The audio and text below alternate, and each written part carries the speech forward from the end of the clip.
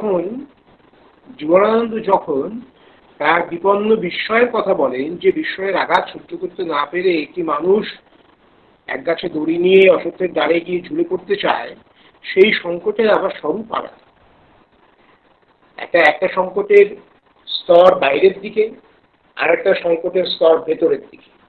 তা আমি আশা করছি যে ভেতরের দিকে মানুষের যে সংকট, সেই সংকটের পরিচয় না বলে আজকে আমি সংকটের যে প্রকাশ্য প্রবণতা তাকে স্পর্শ করব। যেমন এই মুহূর্তে আমাদের যে সংকটের মধ্যে দিয়ে আমরা চলেছি, সেই সংকটের কথা বিভিন্ন লেখায় বিভিন্ন কবিতা এসেছে। আমি একটা কথা বলি যে বাংলা কবিতা রবীন্দ্রনাথের পরে 30-এর দশক থেকে 40-এর দশক থেকে এই সংকটের একটা গুরুতর সূত্র ছিল সেই সময়ের কিছু ঘটনা।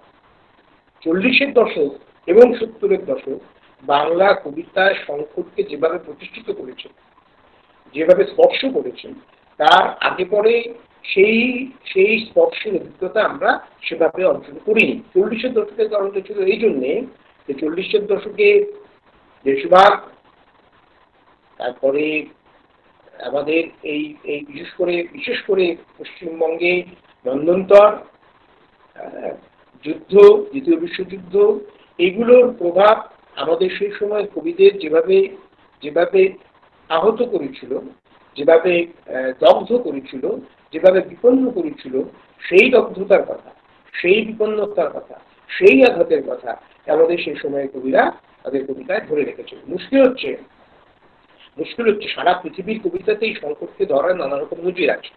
সেই সারা পৃথিবীর কবিরা নানা সময়ে সেই সংকটকে স্পর্শ করেছিল, সেই সংকটকে ধারণ করেছেন, সেই সংকটকে গ্রহণ করেছেন এবং কবিতা সেটাকে প্রকাশ করেছে। সেই সংকট প্রকাশের একটা বড় মাধ্যম হচ্ছে আমি সেই সংকটকে কিভাবে দেখছি তার উপর নির্ভর করছি সেই সংকটের প্রকাশের স্বরূপ। যেমন আমি আজকে ভেবেছিলাম একেবারে 40-এর দশক থেকে শুরু করে আমাদের এই মুহূর্ত পর্যন্ত সংকটের বহুমাত্রিকতা নিয়ে আলোচনা করব। সেটা আলোচনার সুযোগ আমি আজকে পাবো না। তার প্রধান কারণ হচ্ছে আমাকে একটু আগে চলে যেতে হবে। আমি চেষ্টা করছি 40-এর দশক থেকে বাংলা কবিতায় সংকট কিভাবে ধরা পড়েছে, কিভাবে সেই সংকটের অনুবাদ করেছেন কবিরা সেই সময়ের কবিতায়, সেই কথাটা বলার।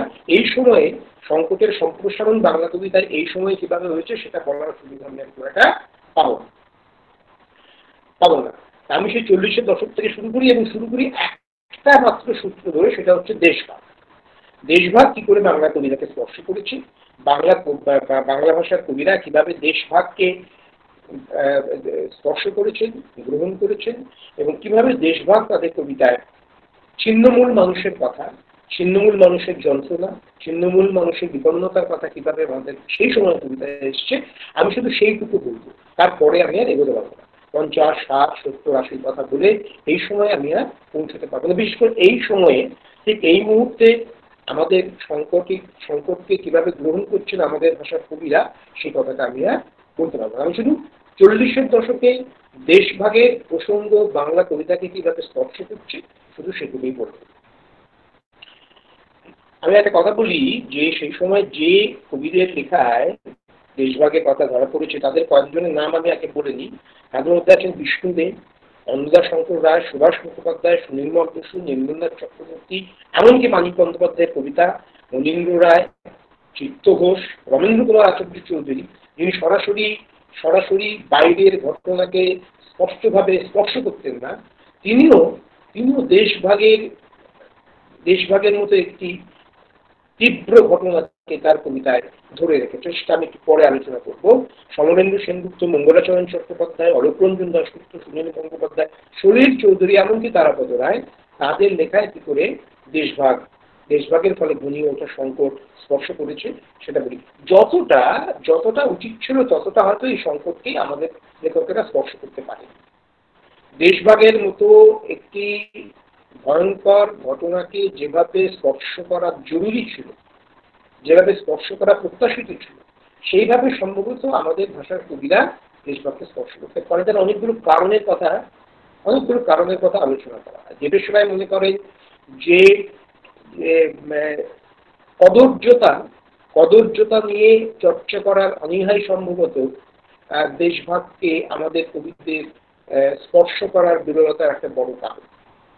কেউ কেউ মনে করেন যে অসাম্প্রদায়িকতার মুখোশ পরে থাকার বাধ্যতামূলক উদ্দেশ্যই হয়তো সম্ভবত এই এই এর কারণ।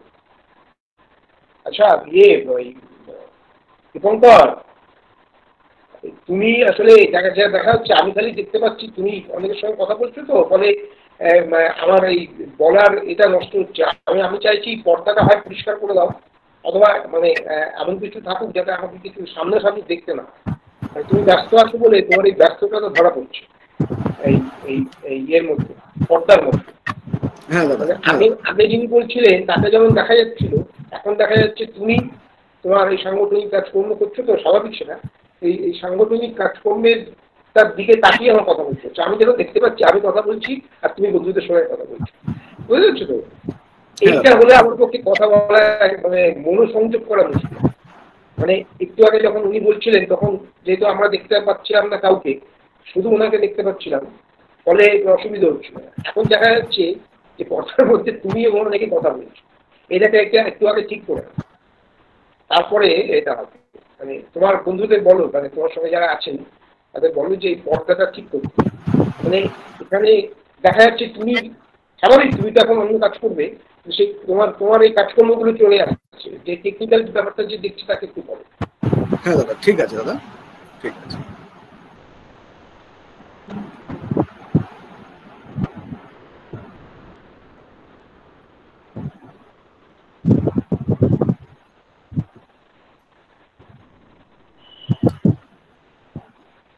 হ্যাঁ দাদা, শুরু করুন দাদা। হ্যাঁ, কিন্তু ব্যাপারটা একই আছে, কিন্তু গোটা পর্দা জুড়ে তুমি থাকলে অসুবিধা নেই, কিন্তু তুমি কথা বলছো এটা হলে আমার পক্ষে বলা মুশকিল। না দাদা, বলো দাদা। গোটা পর্দা জুড়ে আমি? হ্যাঁ, আমি প্রথম থেকে। ও আচ্ছা আচ্ছা, ঠিক আছে, আমি দেখছি দাদা কি ব্যাপার। তাহলে কোনো রকম ডিস্টার্ব হচ্ছে। ঠিক আছে দাদা, বলো, আমি এখানে কোনো কথা বলছি না তো, বলো দাদা। কোনো একটা টেকনিক্যাল প্রবলেম হচ্ছে, তাই না? হ্যাঁ, টেকনিক্যাল কোনো প্রবলেম হচ্ছে দাদা, বলো দাদা। হ্যাঁ, শুরু করি তাহলে। হ্যাঁ দাদা। হ্যাঁ, সেটা হচ্ছে যে ওই যে দেশভাগের কথা বলছিলাম, দেশভাগ বাংলা কবিতাকে যতটা স্পর্শ করার কথা ছিল, যতটা আমরা ভেবেছি, যতটা প্রত্যাশিত ছিল, ততটা করতে যে পারেনি তার কারণ হিসেবে ৩-৪টি মতের কথা আমরা শুনেছি। একটা হচ্ছে অনেকে বলেন, যেমন দেবেশ রায় মনে করেন যে সাম্প্রদায়িকতাকে নিয়ে, সাম্প্রদায়িকতা বা কদর্যতা নিয়ে চর্চা করার অনীহাই সম্ভবত আমাদের কবিদের, আমাদের লেখকদের দেশভাগ নিয়ে লিখতে বিমুখ করেছে। কেউ কেউ মনে করেন যে আমরা যেহেতু অনেক লেখক কমিউনিস্ট পার্টির আওতায় ছিলেন, ফলে তারা এই দেশভাগের বিষয়টা, দেশভাগের যে সামগ্রিক স্বরূপ, সেটা ধরতে একটু কুণ্ঠিত ছিলেন। আবার কেউ কেউ মনে করেন যে অসাম্প্রদায়িকতার একটা বাধ্যতামূলক মুখোশ পরে থাকার জন্যই সম্ভবত দেশভাগ আমাদের লেখায় ততটা উঠে আসেনি। আবার উর্বশী বুটালিয়ার মতো কোনো কোনো গবেষক মনে করেন যে দেশভাগের এই যে দিগন্ত জোড়া নীরবতা, এই নীরবতার অন্য প্রান্তের কিছু প্রকরণের কথা বলেন উর্বশী বুটালিয়া। মুশকিল হচ্ছে তবুও আমরা যারা বাংলা কবিতা চর্চার সঙ্গে যুক্ত, তারা বাংলা কবিতা পড়ে দেখেছি যে অনেক কবিতাতে, সমস্ত গুরুত্বপূর্ণ প্রধান বাংলা কবির কবিতাতেই দেশভাগের ফলে দেশভাগের যন্ত্রণা, তার স্মৃতি, বিপন্নতা, অসহায়তা, হাহাকার, সমস্ত কিছু বারবার ফিরে এসেছে। কখনো ফিরে এসেছে স্টেশনে শরণার্থীদের ছবির রচনায়, কখনো ফেলে আসা গ্রামের, ফেলে আসা দেশের স্মৃতিকথার উল্লেখে, কখনো চেনা মানুষজনের স্মৃতির কথা বলে বলে, কখনো বা এই নির্যাতনের জন্য, এই বিপন্নতার জন্য, এই অসহায়তার জন্য, এই হাহাকারের জন্য যারা দায়ী তাদেরকে চিহ্নিত করার কথা বলবে। আমি দুটো একটা কবিতার উদাহরণ দিচ্ছি। শঙ্কর যখন লিখেছিলেন জন্মভূমি, কোথায় আমার জন্মভূমি, খুঁজতে খুঁজতে জীবন গেল, দিন কেটেছে চোরের মতো, দিন ভিখারির ভোরের মতো, পথ বিপথে। পথ এবং বিপথের এই যে একটি সামগ্রিক একটি বিপন্ন সহাবস্থান, তাকে শঙ্খঘোষ বহুবার বহুবার স্পর্শ করেছে। অন্তহীন আত্মলাঞ্ছনার ক্ষত, এটা শঙ্খঘোষের কথা, অন্তহীন আত্মলাঞ্ছনার ক্ষত নিয়ে তার বহু কবিতা আমরা পড়েছি। সুনীল গঙ্গোপাধ্যায়ের কবিতা, যেখানে তিনি বলেন শিয়ালদার ফুটপাতে বসে দুটো হাত সামনে পেতে রাখা ধাইমাকে সে আর্ত প্রশ্ন করেন, ধাইমা এ কোন পৃথিবী আমাকে দেখালে, বুড়ি সর্বনাশিনী আমাকে কেন বাঁচিয়ে রেখেছিলি এই অকল্পনীয় পৃথিবীতে, আমি আর কত কিছু হারাবো। এই যে সব হারানো মানুষের বিপন্নতার কথা, আশ্রয়হীনতার কথা, শোচনীয় অসহায়তার কথা আমরা একেবারে ৩০-এর দশকে রবীন্দ্রনাথের পরে বিষ্ণুদের কবিতাতে পাবো। তিনি লিখেছিলেন, এখানে ওখানে দেখো দেশ ছাড়া লোক ছায়ায় হাঁপায়, পার্কের ধারে শানে পথে পথে গাড়ি বারান্দায় ভাবে ওরা কি যে ভাবে, ছেড়ে খোঁজে দেশ এইখানে কেউ বরিশালে কেউ বা ঢাকায়। এই যে বিপন্ন মানুষজন, আর্ত মানুষজন, পীড়িত মানুষজন, হ্যাঁ, তাদের কথা সুভাষ মুখোপাধ্যায় বলেছেন, মঙ্গলাচরণ চট্টোপাধ্যায় বলেছেন, শিয়ালদা প্ল্যাটফর্মে আছড়ে পড়া উদ্বাস্তু সংসারে বিষাদ প্রতিমা, বলেছেন মঙ্গলাচরণ চট্টোপাধ্যায়। এবং আমাদের সেই বিখ্যাত কবিতা আমরা যারা সবাই পড়েছি, অন্নদার শঙ্করের বুড়ো পোকাদের বদমাইশির কথা, সেটা কিন্তু শুধু অন্নদার শঙ্কর রায় নয়, বলেছে নীরেন্দ্রনাথ চক্রবর্তীও, মানুষকে তার ভিটে মাটি থেকে উৎখাত করে আশ্রয় শিবিরে ঢুকিয়ে দেবার এই যে ভাগাভাগির খেলা, এটা নীরেন্দ্রনাথ চক্রবর্তীর কবিতায় আমরা পাবো। সুনীল গঙ্গোপাধ্যায় সেই দিনটি কবিতার কথা আমাদের মনে পড়বে, যেখানে কবিতার একটি চরিত্রই হয়ে ওঠেন গান্ধীজি। সলিল চৌধুরী একটি কবিতা তীব্র ব্যঙ্গে এবং কৌতুকে চলছে উঠেছিল, আমরা অনেকেই পড়েছি, আসুন আসুন কাঠ তাজা মাংস চাই, হাতে যেন থাকে খাঁটি খদ্দরের থলি, ভীষণ সস্তা মাংস নিয়ে যান ভাই, অহিংসার হাড়ি কাছে দিয়ে ছুঁয়ে বলি। অহিংসা শব্দটা দিয়ে এখানে স্পষ্টভাবে সলিল চৌধুরী এমন একটি আদর্শকে আঘাত করলেন, এমন একটি মতাদর্শকে আঘাত করলেন, এমন একটি চরিত্রকে অস্বীকার করলেন, যে চরিত্রকে সুনীল গঙ্গোপাধ্যায় তার একটি কবিতার অবলম্বন করে তুলেছিলেন। অচিন্ত্য কুমার সেনগুপ্ত চিহ্নিত করেছেন সেই শত্রুকে, যারা আমাদের আস্তমস্ত সোনার দেশকে খণ্ড খণ্ড করেছে, যারা আমাদের রাখতে চায় বিচ্ছিন্ন করে, বিরূপ করে, বিমুখ করে। তারাপদ রায়ের একটি কবিতায় থাকে সেন্টিমেন্ট নিয়ে সর্বনাশী খেলার কথা, এবং আমাদের মনে পড়বে, আমাদের মনে করা উচিত উত্তর পূর্ব ভারতের বিজিত কুমার ভট্টাচার্যের কথা। বিজিত কুমার ভট্টাচার্যের কথা আমাদের সবার মনে রাখা উচিত এই জন্যেই যে তিনি দীর্ঘদিন ধরে হাইলাকান্দি শহর থেকে সাহিত্য নামে একটি আশ্চর্য পত্রিকা সম্পাদনা করে আসছে। আমাদের মুশকিল হলো, তথাকথিত মূল ভূখণ্ডের মূল বাংলার মানুষদের মুশকিল হলো, আমরা কলকাতা এবং তার আশেপাশের বাইরে যে কবিতা চর্চা হয়, সাহিত্য চর্চা হয়, তার কোনো খুঁজই রাখতে চাই এবং অন্য ভাষার কথা ছেড়েই দিচ্ছি। ভারতবর্ষের অন্য ভাষার সাহিত্য সম্পর্কে আমাদের অনাগ্রহের যে ঐতিহ্য, তার কথা বাদিয়ে দিচ্ছি। আমাদের নিজেদের ভাষায় যে প্রদেশের এতগুলো প্রদেশে ভাষা চর্চা হয়, বাংলা ভাষাগুলি যে ত্রিপুরায়,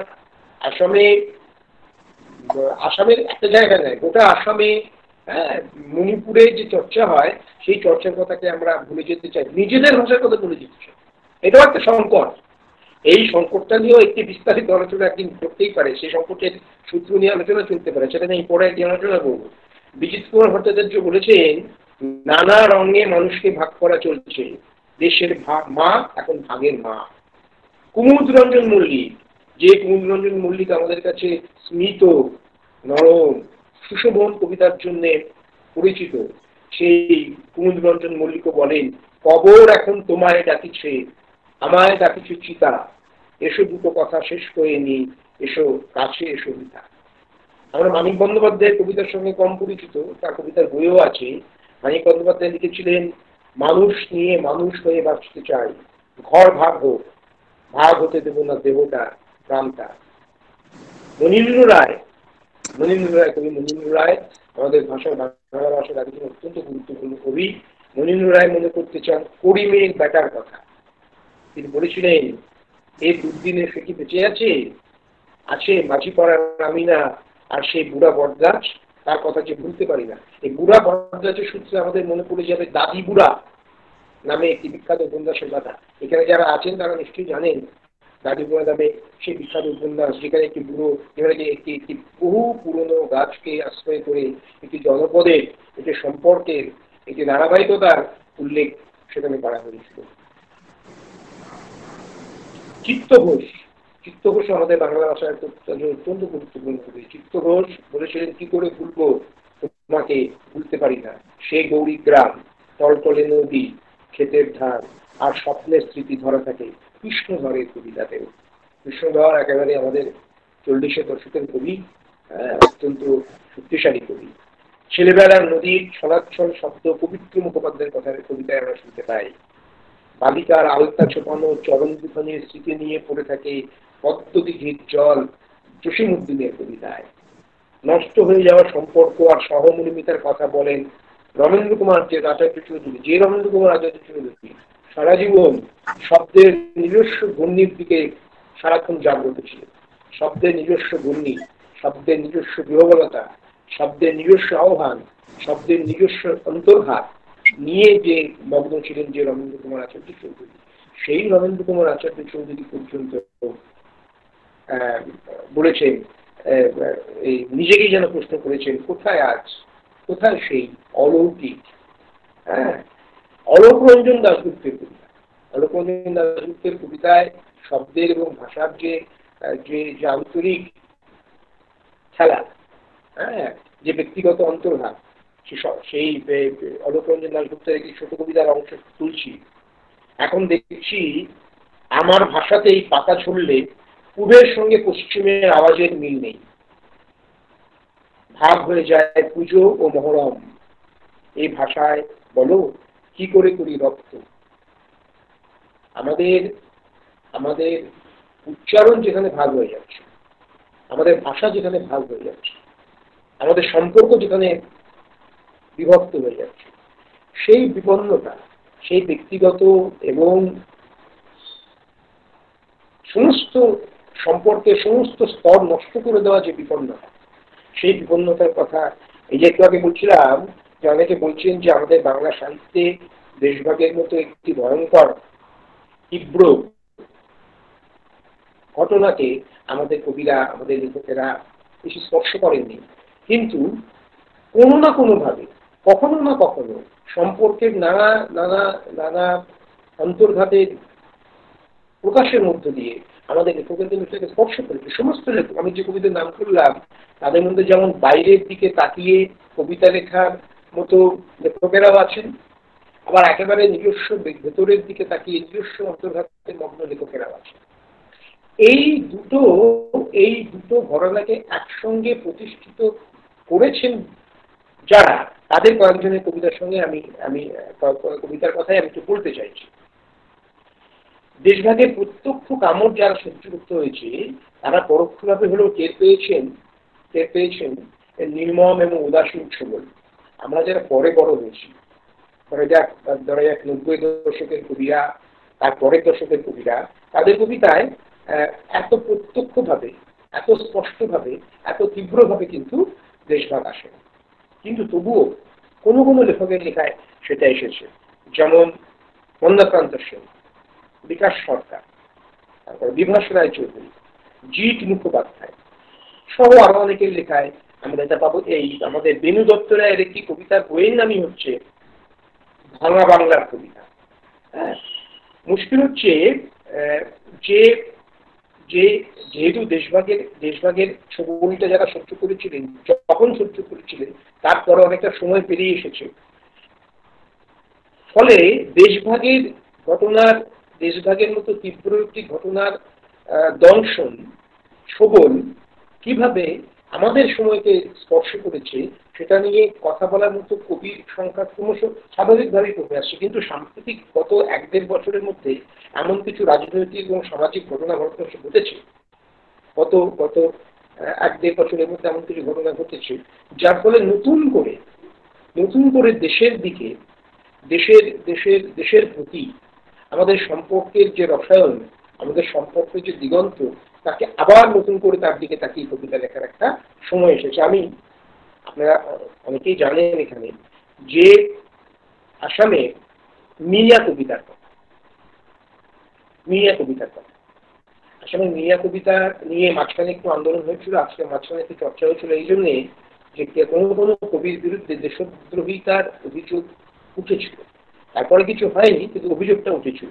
সে মিয়া কবিতায় কিন্তু আমাদের দেশের প্রতি, আমাদের দেশের জন্য ভালোবাসার কথা এবং এই দেশ থেকে উৎখাত হয়ে যাওয়ার ভয়ের কথা আছে।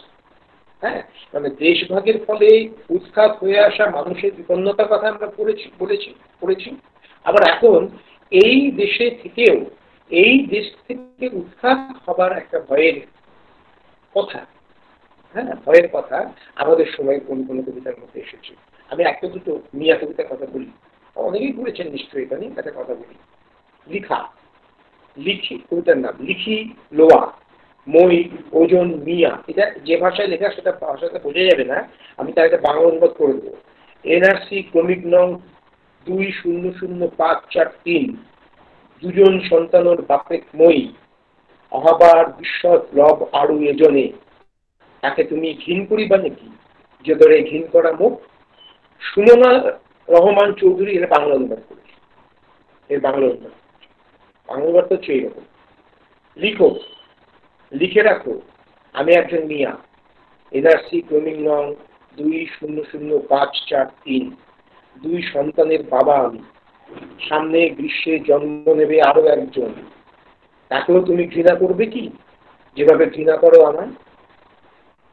হ্যাঁ, মানে একটা নিজের দেশে বসে নিজের দেশ থেকে উৎখাত হয়ে যাবার ভয়ের কথা, বেদনার কথা, বিপন্নতার কথা আমাদের সময়ের কবিতায় নতুন করে ফিরে এসেছে। দেশভাগের ফলে, দেশভাগের পরে বাংলা কবিতায় যেমন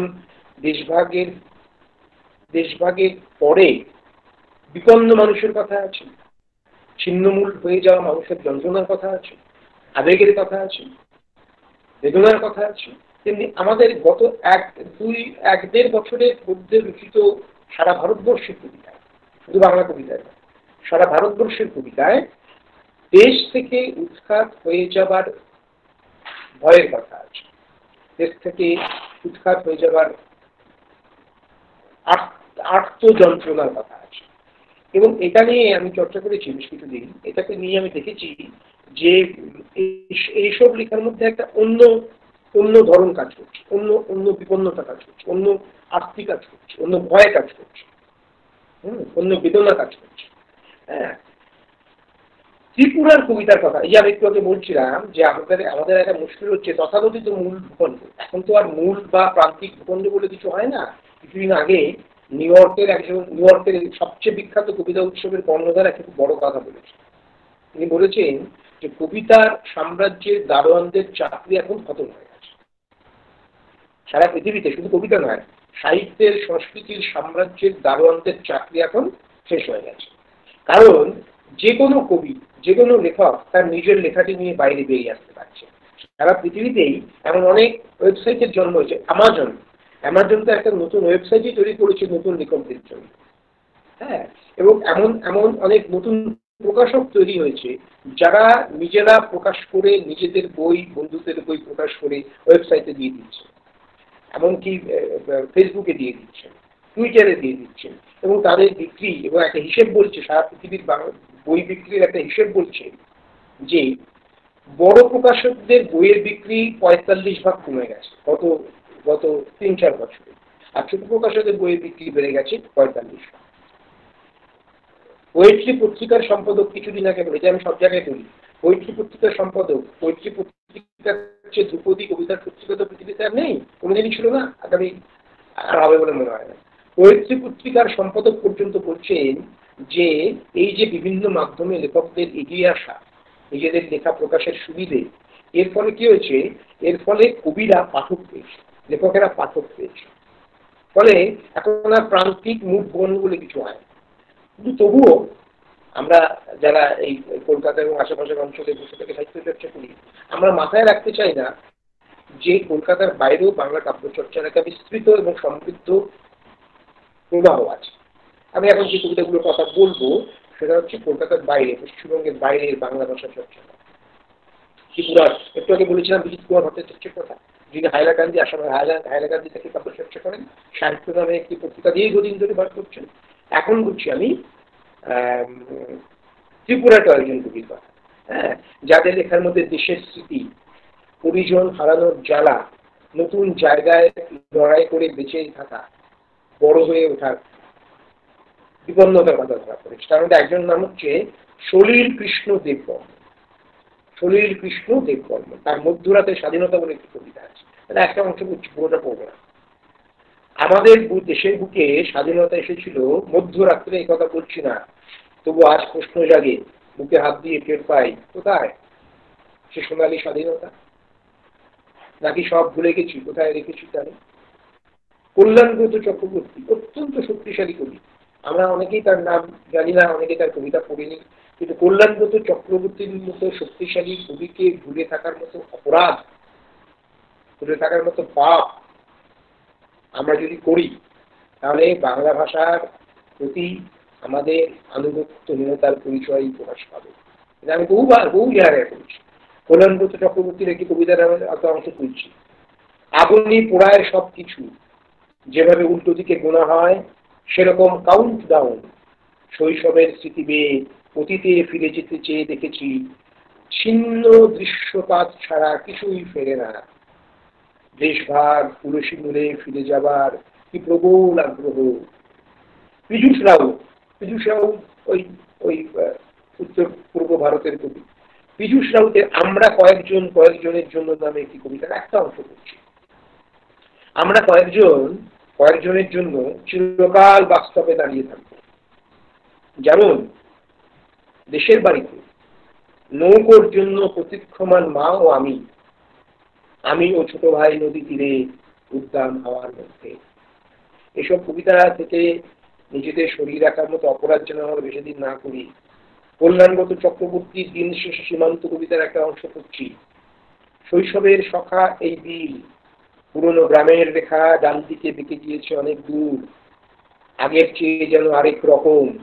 সীমান্তের ওপাশে ঘাগুটিয়া, পুকুরের জল সব শ্যাওলা ঢাকা, অলৌকিক ঘ্রাণময়, শতাধিক বছরের সুনিবিড় সুখ-দুঃখ। শ্যাওলা ঢাকা একটা পুকুরের দিকে এরকম বেদনা এবং আশ্বাস নিয়ে, ভালোবাসা নিয়ে, আঘাত নিয়ে, অসহায়তা নিয়ে, প্রার্থনা নিয়ে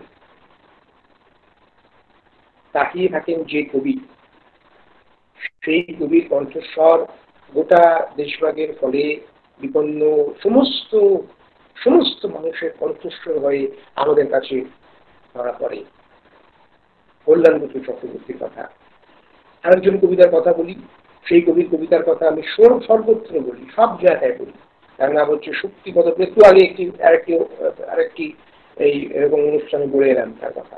তার নাম শক্তিপদ ব্রহ্মচারী। শক্তিপদ ব্রহ্মচারীর একটি আশ্চর্য কবিতার একটা অংশ আপনাদের পড়ে শোনায়। আমাদের গ্রাম থেকে শহর ছিল 20-25 মাইল দূরে। আমরা স্বপ্নে ছাড়া ট্রেন ও মোটর গাড়ি দেখিনি বহুদিন। 3 বাক উজানের একজন হোমিওপ্যাথ 7 ইঞ্চি শিশিতে করে সাদা জলের ওষুধ দিতেন আমাদের কোনো ডাকঘর ছিল না, সভ্যতা আমাদের অনেকদিন জানা হয়নি। এইবার আসল জায়গাটা আসছে, শুনুন। এত সব অসুবিধার মধ্যেও আমাদের ত্রিসীমানায় একটা নদী ছিল, এবং আপনারা বিশ্বাস না করলে সত্যি দুঃখ হবে, নদীটির নাম ছিল বিবিয়ানা। প্রথম কথা হচ্ছে দুটো জিনিস খেয়াল করতে হবে। একটা হচ্ছে এত সব অসুবিধার মধ্যেও আমাদের ত্রিসীমানায় একটি নদী ছিল। ত্রিসীমানা কথাটা যে দিগন্তকে উন্মোচিত করলো, অস্তিত্বের যে সামগ্রিক ধরনটিকে উন্মোচিত করলো, আমাদের বেঁচে থাকার যে গোটা পরিসরকে উন্মোচিত করলো। ত্রিসীমানা শব্দটার দিকে একটু না ঝুঁকে পড়লে এই কবিতাটা কিন্তু বোঝা যাবে। এত সব অসুবিধার মধ্যেও আমাদের ত্রিসীমানায় একটি নদী ছিল, মানে নদীটি আমাদের সীমানার পুরো 3টে দিক ঘিরে ছিল। ত্রিসীমানা মানে এখানে আমাদের অস্তিত্বের সামগ্রিকতার অর্থে গ্রহণ করতে হবে। এবং আপনারা বিশ্বাস না করলে সত্যি দুঃখ হবে, নদীটির নাম ছিল বিবিয়ানা। বিবিয়ানা শব্দটির মধ্য দিয়ে গোটা কবিতা থেকে উড়াল দিয়ে দিয়েছেন কবি। বিবিয়ানা শব্দটিকে ভর করে এই কবিতাটা উড়াল দিয়েছে। এইসব কবিতা আমরা খুব একটা পড়ি না এই জন্যে যে কবিতা, এইসব কবিতাগুলো আমাদের আয়ত্তের বাইরে থেকে যায়, আমাদের আমাদের আমাদের আমাদের চর্চার বাইরে থেকে যায়, আমাদের চর্যার বাইরে থেকে যায়। কিন্তু আমার নিজের বিশ্বাস যে এইসব কবিতা একদিন না একদিন ফিরে আসবে আমাদের কাছে। কারণ যে এই যে অলকনন্দা দাশগুপ্তের যে কবিতার কথা আমি বলেছিলাম, কোথায়, এবং যে কবিতা বলেছিলেন আমাদের রবীন্দ্র কুমার আচার্য চৌধুরী, যে কোথায় সেই অলৌকিক, যে অলৌকিকতাকে আমরা হারিয়ে ফেলেছি, যে অলৌকিকতাকে আমরা অগ্রাহ্য করেছি, যে অলৌকিকতাকে আমরা নষ্ট করেছি, সেই নষ্ট অলৌকিকতার কথা বাংলা কবিতায় আরো অনেক কবি বলে গেছে। 40-এর দশকে বীরেন্দ্র চট্টোপাধ্যায় বলেছেন, মণিভূষণ ভট্টাচার্য তারপরে বলেছেন, সমর সেন বলেছেন, সুভাষ মুখোপাধ্যায় বলেছেন, সরোজলাল বন্দ্যোপাধ্যায় বলেছেন। তারপরে আমাদের মনে আছে মণিভূষণ ভট্টাচার্যের সেই কবিতা বাংলা। আজকে অনেক কিছু বলার ইচ্ছে ছিল আমার, সব বলার সময় পাবো না, অনেক দেরি হয়ে গেছে। 40-এর দশক এবং 70-এর দশক, আমি প্রথমে বলেছিলাম এই দুটো দশক সংকটকে যেভাবে চিনিয়েছে, আমাদের যেভাবে চিনিয়েছে, এবং কবিরা যেভাবে সেই চেনানোর দায়িত্ব নিয়েছেন, আর কোনো সময়ে আর কোনো পর্বের বাংলা কবিতায় সেই স্পর্শ আমরা পাইনি। এতক্ষণ ধরে তো 40-এর কবিতার কথা বললাম, এই যে 70-এর দশকের কবিতার কথা একজনের লেখায় কিভাবে ধারণ করেছে সেটা বলে আমি শেষ করব। 70-এর দশকের কথা যার কবিতায়, যে কবির কবিতায় সব তীব্রতম ভাবে ধরা পড়েছে, তার নাম হচ্ছে মণিভূষণ ভট্টাচার্য। মণিভূষণ ভট্টাচার্যের গান্ধীনগরে রাত্রি বলে কি বই আছে। গান্ধীনগরে রাত্রির মতো ওই রকম দাপুটে কবিতার বই, এরকম মুখর কবিতার বই, হ্যাঁ, ওই রকম টান টান করে কথা বলার সামর্থ্যের ভর্তি কবিতার বই বাংলা ভাষায় লেখা হয়নি। রবীন্দ্রনাথের পরে লেখা হয়নি, দায়িত্ব নিয়ে বলছি। গান্ধীনগরে এক রাত্রি কবিতায় মনে আছে বিষয় কি বলেছিলেন আমাদের মণিভূষণ ভট্টাচার্য? 70-এর দশকের যে আন্দোলন, সেই আন্দোলন প্রসঙ্গে মণিভূষণ ভট্টাচার্যের এই প্রবাদের মধ্যে, প্রবাদ হয়ে যাওয়া কবিতায় 4টে লাইন বলে আছে, সবাই পড়েছেন। অধ্যাপক বলেছিল, দ্যাটস রং, আইন কেন তুলে নেবে হাতে? মাস্টারের কাছে কোথায় বিপ্লব, শুধু মরে গেল অসংখ্য হাবাতে। উকিল সতর্ক হয়, বিস্কুট নিয়ে নিন, শুধু চায়ের দামটা রাখো লিখে। চটকলের ছকু মিয়া, এবার কাঁদাবো সারা হারামে ওঠি। এই 4টি লাইনের মধ্যে 70 দশক সম্পর্কে আমাদের গোটা সমাজের প্রতিক্রিয়ার সবটুকু ধরে দিয়েছেন মণিভূষণ ভট্টাচার্য। সমস্ত সম্প্রদায়, যে আমাদের সমাজের যে বহুকৌণিক রূপ, সেই বহুকৌণিক রূপের তীব্রতম শিখরকে স্পর্শ করে রয়েছে মণিভূষণ ভট্টাচার্য গান্ধীনগরে একটা কবিতায়। আপনারা সবাই পড়েছেন বীরেন্দ্র চট্টোপাধ্যায় একমাত্র কবি বাংলা ভাষা যিনি তার কবিতার মধ্যে নাম করে করে তার বন্ধু, তার সময়ে অন্য কবিদের কথা বলেছেন, যাদের বিরুদ্ধে তিনি কথা বলছেন, তাদের বিরুদ্ধে অভিযোগের নাম করে করে বীরেন্দ্র চট্টোপাধ্যায় বলেছেন বাংলা ভাষার কোনো কবির এই সাহস হয় যে তার সময়ের অত্যন্ত পরিচিত জনপ্রিয় কবির নাম তুলে তার কবিতায় কথা বলতেন। কেন বলতে পেরেছিলেন? কারণ বীরেন্দ্র চট্টোপাধ্যায়ের কোনো দল ছিল না, তন্ত্র ছিল না, মাতব্বর ছিল না। তিনি বলতে পেরেছিলেন বলেই তার কবিতায় ওইসব নামগুলো ঘুরে ফিরে এসেছে। কারণ তিনি, তার অভিযোগের বিষয়টা কি? তার অভিযোগের বিষয়টা এই নয় যে ভাই আমি কেন খেতে পাচ্ছি না, আমি কেন এই মঞ্চে ডাক পাইনি, আমি কেন ওই সেমিনারে কথা বলতে পারছি না। এই অভিযোগ করার জন্য তো বীরেন্দ্র চট্টোপাধ্যায় কবিতা লেখেন। উনি বলেছেন কবিতায় যে ভাই তুমি নামগুলো বলছি না, যে ভাই তুমি কেন তোমার কবিতায় যে মানুষ খেতে পারছে না তার কথা বলছো না, তুমি কেন পথে নামছো না, যে মানুষগুলো 70-এর দশকে খুন হয়ে গেল পুলিশে তার কথা বলছো না। এই অভিযোগের মধ্যে যেহেতু কোনো ব্যক্তিগত অনটনের কথা নেই, বীরেন্দ্র চট্টোপাধ্যায় সারা জীবন ধরে এমন কোনো কবিতা লেখেননি যেখানে তার ব্যক্তিগত অনটনের কথা তিনি প্রকাশ করেছেন। ফলে তার কবিতায় এই অভিযোগগুলো আগাগোড়া পবিত্রতার শিখাকে স্পর্শ করে আসে, ধরে আসে। এই শিখা বাংলা কবিতা আর অনেকে অনেকে অনেকে জ্বালিয়ে দিয়েছেন। আমরা যারা কবিতার পাঠক, বাংলা সাহিত্যের পাঠক, তারা শিখাকে স্পর্শ করে অনেকেই পবিত্র হতে চেষ্টা করেছে। আমি অন্তত ব্যক্তিগতভাবে চেষ্টা করছি। তো এখানে যারা রয়েছেন তারাও নিশ্চয়ই সব কবিতার সঙ্গে পরিচিত। আমার একটু পরে আরেকটি জায়গায় কবিতা পড়তে যেতে হবে। যাওয়ার কথা ছিল 7টার সময়, এখন তো 7:41 বাজে। আমি আর কিছু বেশি বলবো না। আমি বাংলা কবিতার সংকটের কয়েকটা সূত্রকে শুধু প্রতিষ্ঠিত করতে চাইলাম, সেগুলো বললাম। কিছু কিছু কবিতা ধরে বললাম। বাংলা ভাষার বিভিন্ন ভারতবর্ষের বাংলা ভাষা যেখানে যেখানে চর্চা হয় তার অনেকগুলো অঞ্চলের কবিতাকে ধরে এনে বলতে চাইলাম। এখানে যারা রয়েছেন তাদের প্রতি আমার শুভেচ্ছা। অধ্যাপক ডক্টর দীপঙ্কর মল্লিককে আমার ধন্যবাদ। আমি আমার তাকে এবং সবাইকে ধন্যবাদ জানিয়ে আমি আমার কাছে শেষ করছি। নমস্কার।